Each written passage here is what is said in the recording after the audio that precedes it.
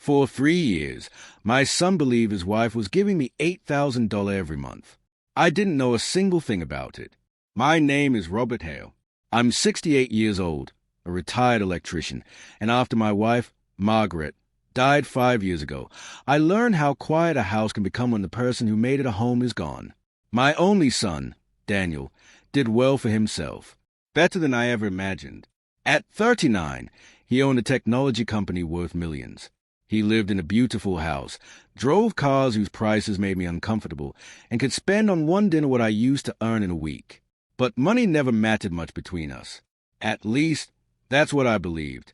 Daniel's wife, Lauren, handled most of their household finances. She was polished, confident, and always seemed to know exactly what needed to be done. After Margaret died, Lauren once told me, "Robert, if you ever need anything, you call us." I appreciated it, but I never called. My pension covered the basics. I had my little house, an old pickup truck, and enough food in the refrigerator. Some months were tight, especially when repairs came up, but I'd spent my whole life solving problems with my own hands. Then came Father's Day. Daniel invited me to their house for dinner. When I arrived, Lauren had prepared steak, roasted potatoes, and the chocolate cake Daniel remembered me loving when he was a boy. Everything seemed perfect. Halfway through dinner, Daniel smiled. "Dad, I've been meaning to ask you something." "What's that?" He took a sip of wine. "Do you actually spend the whole $8,000 every month?" I laughed because I thought he was joking. "What $8,000?" Daniel's smile disappeared. Lauren's fork stopped halfway to her mouth. The room suddenly felt very quiet. Daniel stared at me. "The money." "What money?" "The $8,000 Lauren sends you every month." I looked from him to Lauren. She had gone pale. "Son," I said slowly, "nobody sends me $8,000 a month." Daniel didn't move. For several seconds, he just stared at me. Then he turned toward his wife. "Lauren." She put down her fork. "Daniel, this isn't time." His expression changed. Not anger. Not yet. Confusion. "What does that mean?" Lauren forced a small laugh. "Your father probably misunderstood the question." "I understood perfectly," I said. Daniel looked back at me. "Dad, I've been transferring $8,000 into the family support account every month for 3 years. My stomach tightened. "Why?" "For you." I shook my head. "I've never received it." Daniel slowly leaned back. I could almost see him calculating. 36 months. $8,000 every month. $288,000. His eyes returned to Lauren. "Where did the money go?" She pushed her chair back. "I can explain." "Then explain." "Not in front of your father." That sentence told me everything. I stood. Maybe I should leave.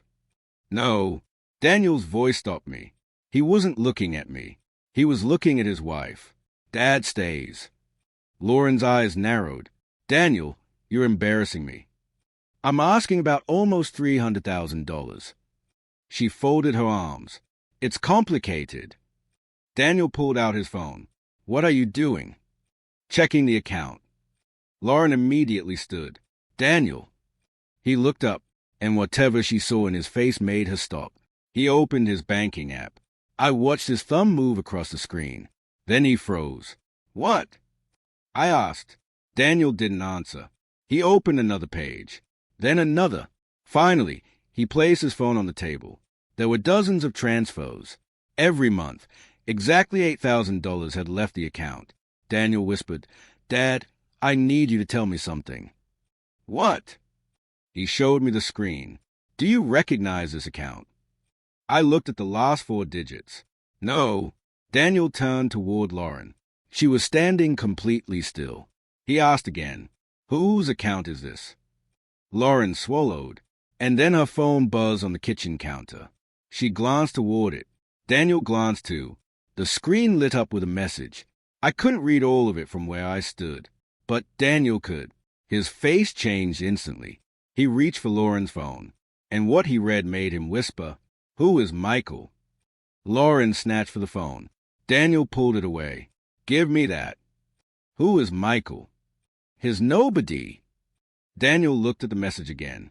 Nobody doesn't text my wife asking whether I discovered the payments. My heart dropped. Lauren stopped fighting for the phone. I wish Margaret were there. She had always been better at seeing trouble before it arrived. Daniel opened the message. Lauren's voice sharpened. You have no right to read my private conversations. Daniel laughed once, but there was no humor in it. And you had the right to take $288,000. I didn't steal it. Then where is it?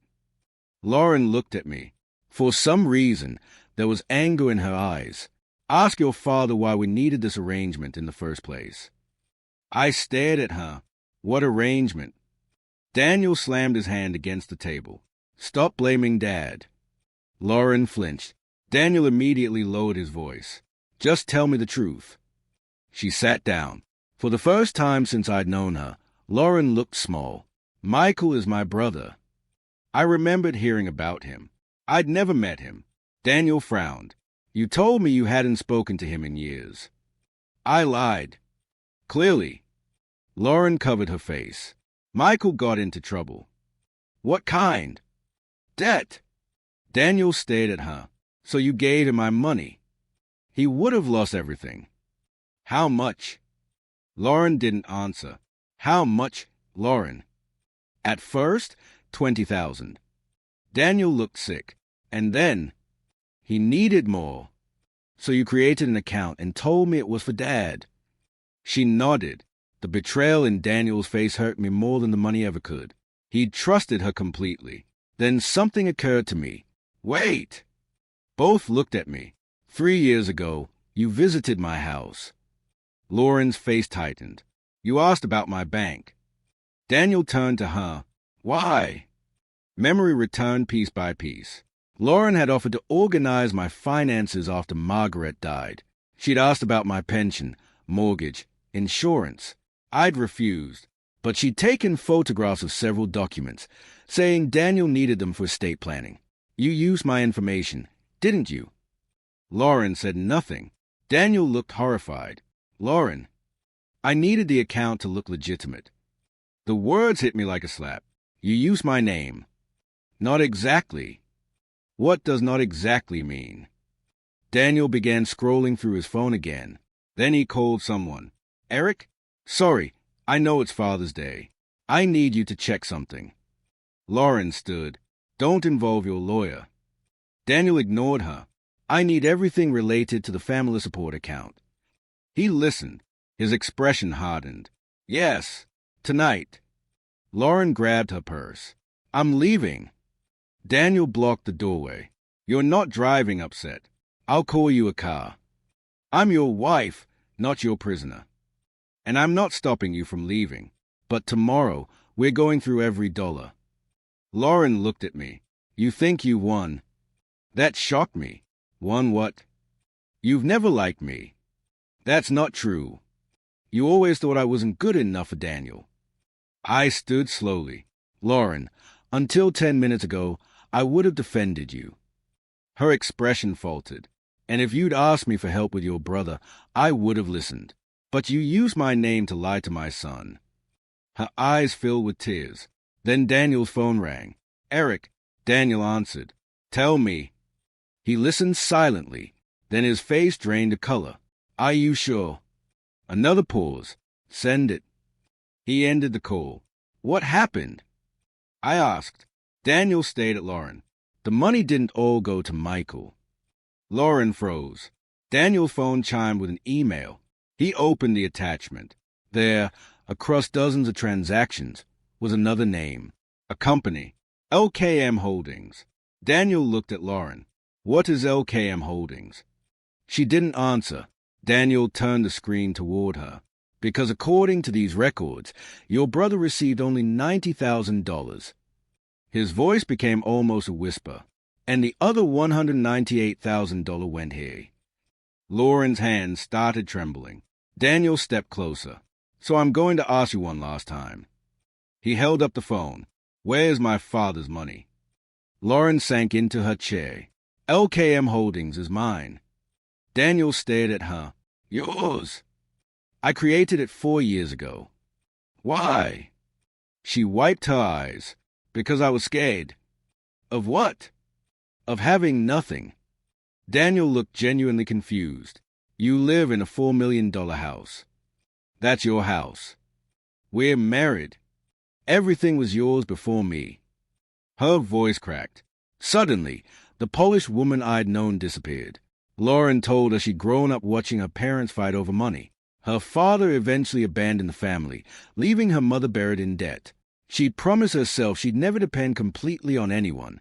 When Daniel became wealthy, that fear grew instead of disappearing. So she created a secret company. Then she started moving money. My supposed monthly support became the perfect explanation. Daniel never questioned it because he loved me. That was the cruelest part. She had used his love for his father to hide her fear. Daniel sat across from her. You could have told me. I thought you'd say no. Then the answer was to steal. Lauren began crying. I planned to put it back. With what? Silence.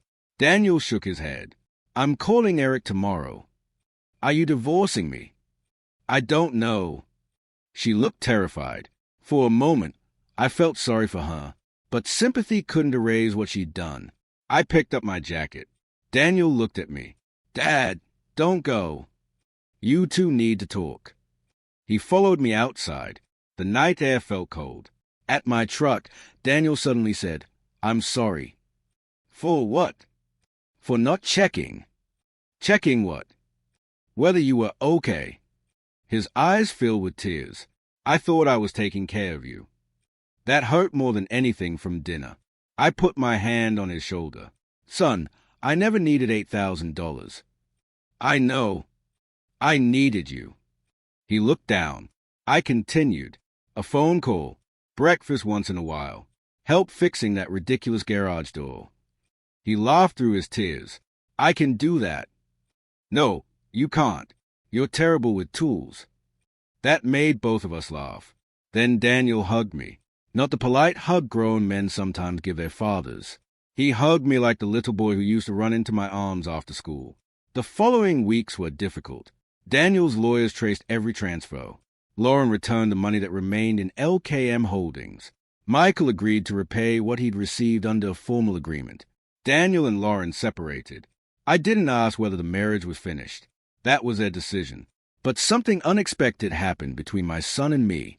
He started visiting every Sunday. No assistants. No business calls during dinner.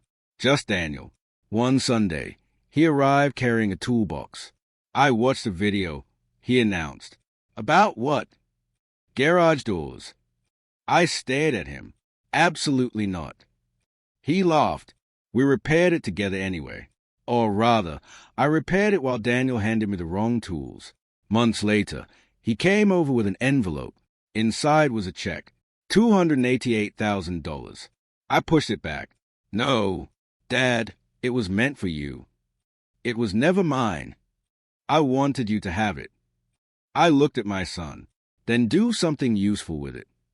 We eventually decided to establish a small scholarship in Margaret's name for young people studying electrical trades. The first year, 6 students received help. At the ceremony, Daniel stood beside me beneath a photograph of his mother. You think Mom would have liked this? I smiled. She would have complained we spent too much on the photograph. Daniel laughed. Then his expression became serious. Dad? Yeah. That Father's Day was probably the worst dinner of my life. Mine, too. But I'm glad I asked about the money. I thought about that. One innocent question had exposed 3 years of lies. But it had also given me something money couldn't buy. My son back. I squeezed his shoulder. Funny thing about money. I said, people spend their whole lives believing it shows who loves them.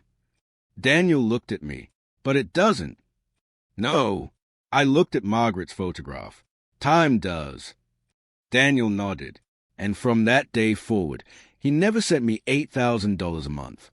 Instead, every Sunday around noon, I heard his car pull into my driveway. And if you asked me which one was worth more, there wasn't even a comparison.